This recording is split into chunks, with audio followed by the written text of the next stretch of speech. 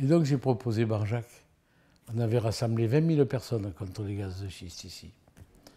Eh bien, on va faire pareil en octobre, là, pour la bio. Ils vont voir de quel bio nous nous chauffons.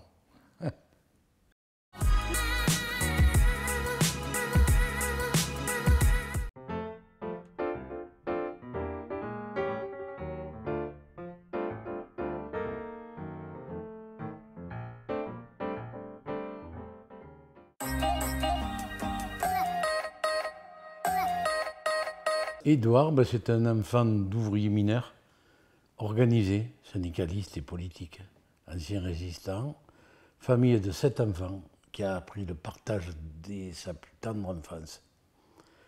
Et la pénurie, la pauvreté. Mais qui par contre a compris très tôt que nourrir c'était aimer. Parce que je voyais allaiter mes petits frères par ma maman, parce que je voyais la peine qu'ils prenaient, mon père et ma mère, pour qu'on mange bien. Voilà. Donc on avait des vêtements rapiécés, on n'avait pas de téléphone, ni d'auto, ni de moto, ni de vélo, ni de radio, ni de télé, mais on avait une bonne table.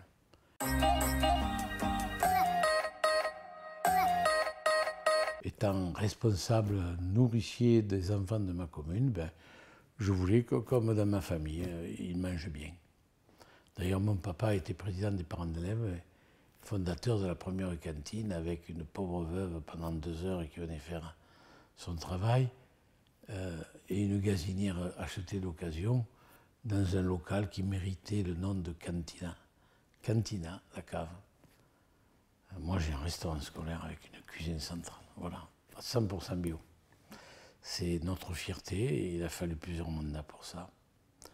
Mais on fait bien manger. Et les personnes âgées aussi, qui veulent rester à domicile, on leur amène un repas.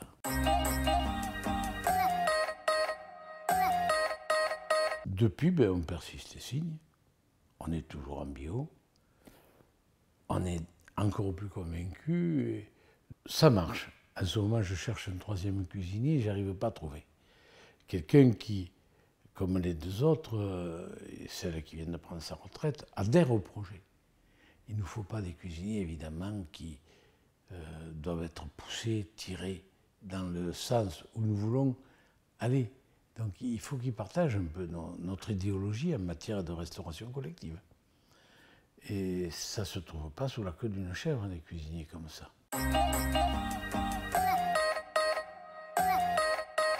On essaye d'établir des connexions entre nos cuisiniers, notre cuisine centrale, nos besoins, et puis les productions locales. Et désespérant d'avoir des paysans qui s'y mettent, parce qu'ici, ils sont dans une tradition de grande culture.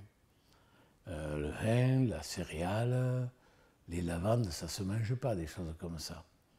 Pas directement, ça demande de la transformation. Donc, désespérant de cela, ben, peut-être que la mairie va s'y mettre, c'est-à-dire j'achète des terres. Là, je suis en pourparlers pour acheter une oliveraie. On a déjà 300 oliviers communaux, mais ils sont jeunes, ils ne font que 20 litres d'huile. Bio, ramassé par les enfants, ça c'est pédagogique. Décoratif, en pied de village, on peut les voir dans la fenêtre. Mais là, il y a une olivette qui se vend, 15 000 €. On préempte, voilà. On a les ingénieurs et le personnel pour travailler. Et on aura notre huile d'olive en autonomie alimentaire.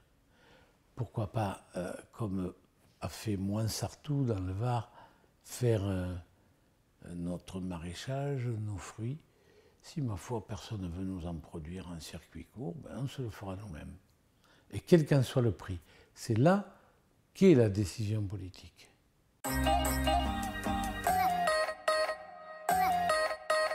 Il y a une décision politique, c'est-à-dire un choix politique. Et c'est un choix en ce sens, on fait passer ça plutôt qu'autre chose en premier. Nous, c'est les enfants, c'est l'école. Et dans l'école, on considère que le repas est un élément de l'école. Ce n'est pas à part parce que c'est la commune, mais une journée scolaire, c'est le repas. Le repas est une phase formidable de l'éducation d'un enfant, si on s'y prend bien. Je dois dire quand même que l'Europe, le gouvernement, n'aide pas à la reconversion bio. On était en 2007 à 2% du territoire agricole bio, aujourd'hui on est à 6%. C'est un progrès énorme, mais sans aide. Aujourd'hui, il est question de supprimer les aides à l'agriculture bio. Il vient d'y avoir les assises de l'alimentation. On ne me l'a même pas dit. Je ne dis pas que je suis le pape de l'alimentation, mais bon sang, se passer de notre expérience, c'est bien dommage. Tant pis pour eux. Mais nous, on ne va pas se laisser faire. Il faut taper sur la table. Il faut se faire respecter. L'agriculture bio dans ce pays ne pourra être respectée que si elle tape sur la table. On nous fait trop de discours et on ne nous donne pas d'aide. J'en demande pas pour les communes, j'en demande pour les paysans. Paysans bio. La reconversion en bio, c'est 3 ans. C'est une perte d'argent. Il faut les aider. Pourquoi on aide les gens de la Beauce qui ont des centaines d'hectares avec les primes européennes et pas l'agriculture bio? C'est insupportable.